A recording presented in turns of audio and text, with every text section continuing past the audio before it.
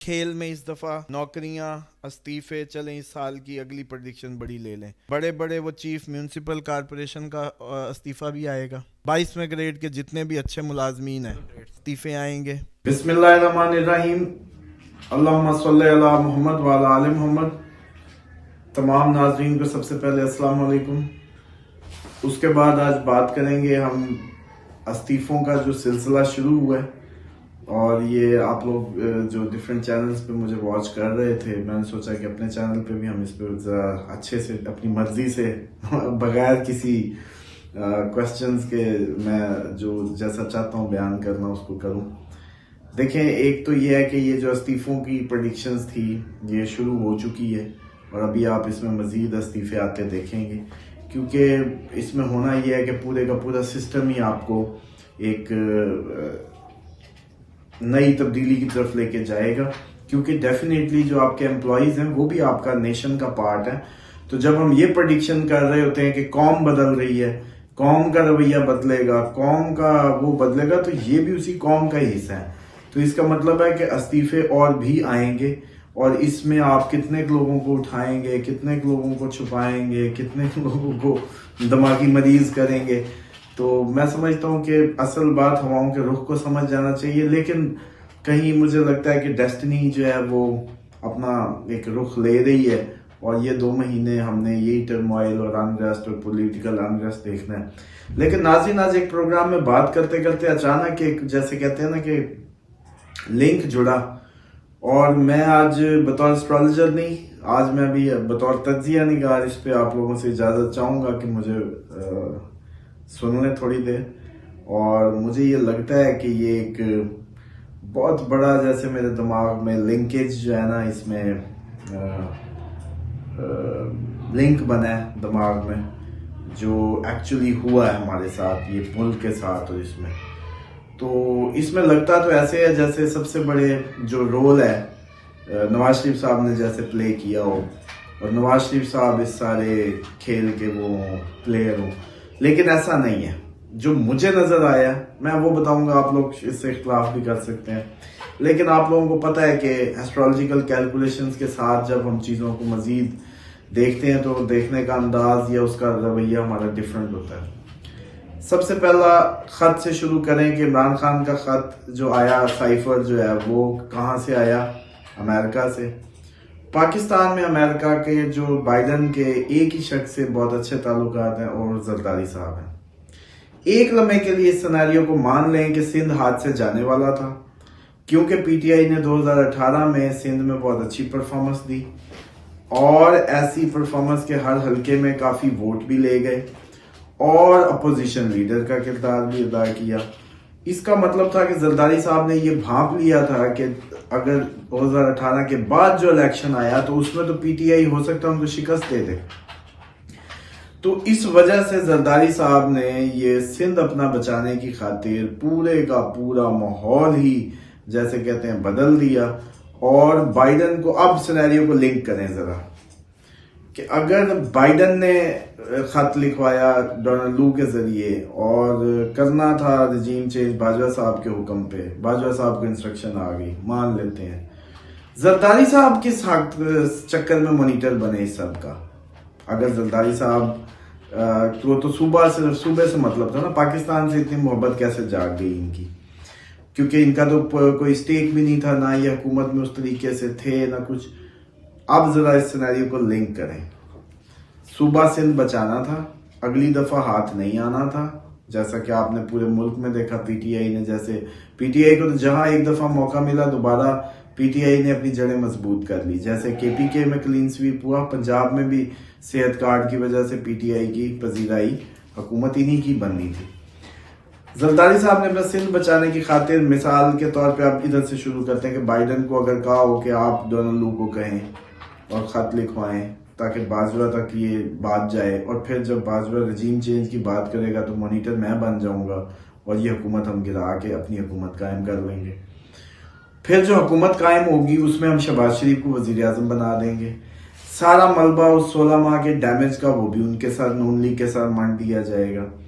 वो जो सारा मलबा नून लीग के साथ डाला जाएगा और हम वजारतें भी इंजॉय करेंगे, सुबह भी बचाएंगे। और जब हमसे बात होगी कि आप इस हुकूमत का हिस्सा है, तो हम कहेंगे हम तो इस हुकूमत का पार्ट नहीं, हमने तुझसे मदद की है।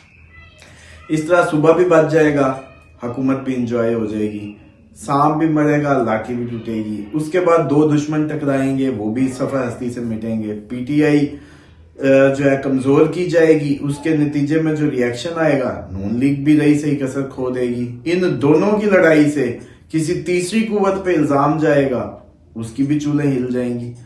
तो इस टाइम का सबसे बेहतरीन बेनिफिशरी जो बड़े ही जबरदस्त तरीके से प्ले कर गया, वो सिर्फ और सिर्फ जरदारी साहब हैं। इसीलिए हम लियू को किंग ऑफ जोडिक भी मानते हैं और जरदारी साहब लियू हैं। अब आप देख लें कि कैसे कैसे दिन आए, कैसे कैसे मामला आए। नून लीग ने भी खो दिया सब कुछ अपना, इवन नवाज शरीफ साहब ने अपनी सीटें भी खो दी जो उनके दोस्त थे। नवाज शरीफ साहब की जो अपनी सीट है वो भी उनको कंप्रोमाइज्ड सिचुएशन में मिली है, और वो अब ना उसको समझ ही नहीं पा रहे कि अब इसको मानूं, इस सीट को जीती मैंने, है भी सही या नहीं। मतलब इस तरह की सूरत हाल बना दी है उनके लिए।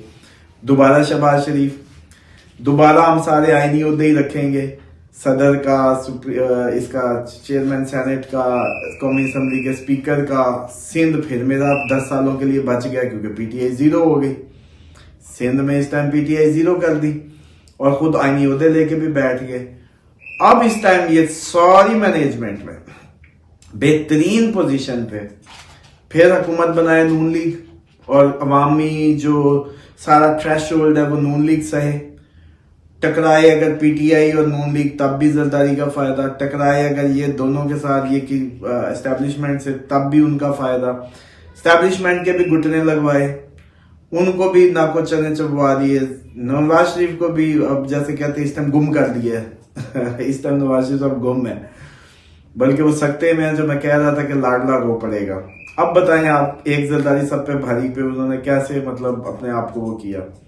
और इसमें मैं बरमला, जबकि ये बात मेरे जेहन में लिंक हो, अब दूसरी सिचुएशन भी डिस्कस कर लें कि देखें सिचुएशन ऐसी बना दी गई कि जो एस्टेब्लिशमेंट को कभी भी ये लोग नहीं कर पाए उस हद तक मजबूर, या उस हद तक वो इमरान खान के जरिए करवा दिया।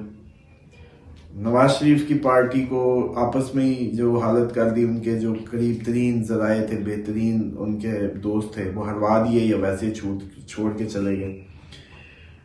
अब पीटीआई को इतना डैमेज कर दिया, और मुझे लगता है कि ये बल्ला भी जरदारी साहब ने करवाया है अपने, क्योंकि इसका मेन बेनिफिशियरी वो बन सकते थे शायद जरदारी साहब कि वो जो आज़ाद हैं वो अपने लपेटेंगे, उनको मैनेज करेंगे। तो ये शायद इसके पीछे भी मुझे लगता है कि हम लोग कहीं और देख रहे हैं, ये गेम कहीं और से हो रही है। तो बाइडन और जरदारी गठ जोड़ ने असल में मैं समझता हूँ कि ये दिन पूरे मुल्क का लाया। इसलिए पीपी को तो बिल्कुल मैं समझता हूँ कि जो अब ये मेरे सामने जब मैंने लिंक इसको किया है और मुझे जैसे नजर आया, तो अब मुझे यकीन है कि पीपी को इसकी सजा मिलनी चाहिए। और मैं अपने वो अल्फाज भी वापस लेता हूँ, क्योंकि अब मुझे वो चाल भी समझ आ गई कि जिसके तहत देखे पीटीआई के लिए ऑप्शन क्या छोड़ी है। तरीके से हमने देखा कि ये पीपल्स पार्टी ने कैसे घेरा है कि अब आगे ऑप्शन पीटीआई के लिए सिर्फ पीपल्स पार्टी, और इलेक्शन कैंपेन का सारा रुख भी नवाज शरीफ के खिलाफ, और बाप बेटे ने अपनी भी रिफ्ट शो करने की कोशिश की कि जो इमरान खान का माइनस जरदारी फार्मूला था उसकी भी खबरें फैलाई गई कि घूम फिर के दोबारा नून लीग को भी जैसे कहते हैं कि अपना पुराने असली दुश्मन को भी ख़त्म कर दिया जाए जड़ से, और सुबह उनसे मतलब उनके हाथ भी ना रहे, अपना सिंध भी मजबूत करें। इस टाइम बलूचिस्तान भी अपना तरीके से मजबूत कर गए। तो सबसे ज़्यादा अगर इस सब में किसी ने गेन किया है तो वो मैं समझता हूँ कि पीपल्स पार्टी है। इसके अलावा सब ने खोया ही है, हर नून लीग ने भी खोया है, पीटीआई ने भी खोया है। हाँ, ये एक और बात है कि हम एक ऐसे चेंज पे हैं जिस पे मुझे लगता है कि उस चेंज की वजह से अवामी रद्द-ए-अमल और आगे आने वाले दिनों में मजीद इसमें हम तब्दीलियां देखेंगे। और मुझे लगता है कि बाइडन के जाने के बाद जरदारी साहब की ग्रिप और ये सारा जो ये गेम प्लान और जिस तरीके से ये सब चल रहा है, तो शायद इसमें कोई तब्दीली आ जाए और ये सारा सिस्टम ज़मीन पोस हो जाए। बहरहाल असल बात की तरफ वापस आते हैं। ये एक ज़रूर मुझे तजिया देना था, क्योंकि मुझे लग रहा था कि मैं इस सब से जैसे मेरे लिए भी एक अचानक ये जैसे कहते हैं ना आई ओपनिंग वो था जब ये सारे लिंक आपस में मिले। तो अब मैं नहीं बिल्कुल सजेस्ट करता, जैसे मैं पिछले दिनों कह रहा था कि पीटीआई को पीपल्स पार्टी के साथ बैठना चाहिए या नहीं बैठना चाहिए, या मुल्क के लिए बैठ जाएं। अब मुझे लग रहा है कि नहीं, शायद अब नून लीग बात बड़ी अजीब है, लेकिन नून लीग तो खुद विक्टिम है और जरदारी साहब प्लेयर है। और फजलुर रहमान साहब का बोलना भी अब मुझे समझ आ गया है कि वो इसीलिए फट पड़े हैं क्योंकि उनको भी ये सारी गेम समझ आ गई है कि उनके हाथ भी कुछ नहीं लगा और उन्हीं को इस्तेमाल करवाया गया पीडीएम का सरबरा बना के, फिर पीपल्स पार्टी ही पीडीएम से निकल जाती है। तरीके से चेक करें, जरदारी साहब ही बनवाते हैं, फिर जरदारी साहब पीपल्स पार्टी ही पीडीएम से बाहर निकल जाती है और बड़े आराम से शहबाज शरीफ साहब के सामने भी अच्छे बन जाते हैं। उनको वजीर आजम, उनको वजारतें दे और खुद वजारत खारजा जिससे बाहरले मुल्कों के मामलात और अमेरिका के मामलात और सारी चीज़ों को देखते हैं। तो बहरहाल ये अच्छी इन्होंने गेम खेली, लेकिन मैं समझता हूँ कि समझ आ जानी चाहिए हमारे इदारों को भी और इन सब को भी कि कितना वर्स्ट प्ले हुआ है, जिससे इदारों की भी साख मजरू हुई है और पीपल्स पार्टी के पीटीआई की भी और लोग और ये सारा। तो मुझे लग रहा है जो तीसरी कुव्वत हम ढूंढ रहे थे ना, वो तीसरी कुव्वत मिल गई है कि जो कुछ और ही चाह रही थी। तो अब आए कि इस्तीफों का जो सिलसिला है, इस्तीफों में सर बड़े इस्तीफे मिलेंगे आपको, नजर आएंगे अनकरीब। बिगेस्ट इस्तीफा जो होगा वो हर वो शख्स इस्तीफा दे सकता है जिसके साथ चीफ लगता हो। और इसके बाद अप्रैल तक तो मुझे लग रहा है कि हम अभी इस्तीफों को मजीद अभी ये आप और भी देखेंगे, लोकल सतह पे इस्तीफे और भी इस्तीफे एक्सपेक्टेड होंगे। जितना जितना ये अवामी प्रेशर बढ़ता जाएगा, लोग उतने ही इस्तीफे देते जाएंगे। तो इसके साथ इजाज़त दें, नेक्स्ट इंशाल्लाह व्लॉग में मुलाकात होगी। और हमें इस्लामिक क्वेश्चन भी भेजें जिस पे हम आप लोगों ने जैसे सजेस्ट किया था। अभी हम यूके के, यूरोप के और इन सब के लिए भी वीडियोस करेंगे। और इसके बाद हम इस्लामिक क्वेश्चंस और इस्लामिक वज़ाइफ या जो भी आप लोग मज़ीद चाहें, और एस्ट्रोलॉजी की भी हम देखेंगे कि एस्ट्रोलॉजिकल भी कोई मंथली एक दे दिया करेंगे बस, क्योंकि ज़्यादा मुझे अच्छा नहीं लगता ये वीकली वगैरह। बस मंथली कोशिश करेंगे कि वीडियोस दे दें, या एनुअली या एक दफ़ा आपकी मुकम्मल बैठ के ना स्टार वाइज हम एक दे दें। उसके बाद नंबरोलॉजी कर लेते हैं और फिर आगे चलते हैं। करने और सीखने को बहुत कुछ है, मैं समझ रहा हूँ। और बस जमे रहें, बने रहें, अल्लाह खैर करे। इसको मैक्सिमम शेयर भी करें, सब्सक्राइब करवाएं ताकि थोड़ा सा चार बना रहे। और ये आपका अपना चैनल है और आपकी अपनी मर्जी से ही ऑपरेट होगा जैसा आप लोग चाहेंगे, क्योंकि जाहिर बात है मैं तो सारा दिन फंसा रहता था लोगों को इंटरव्यूज दे दे के। तो अब मुझे लगा कि आप लोगों के साथ यहाँ थोड़ा सा आप लोगों के बातें हो जाएंगी, जो आप सवाल करेंगे और मैं उनके जवाब देता रहूँगा। बहुत शुक्रिया, अपना ख्याल रखिएगा। अस्सलाम वालेकुम।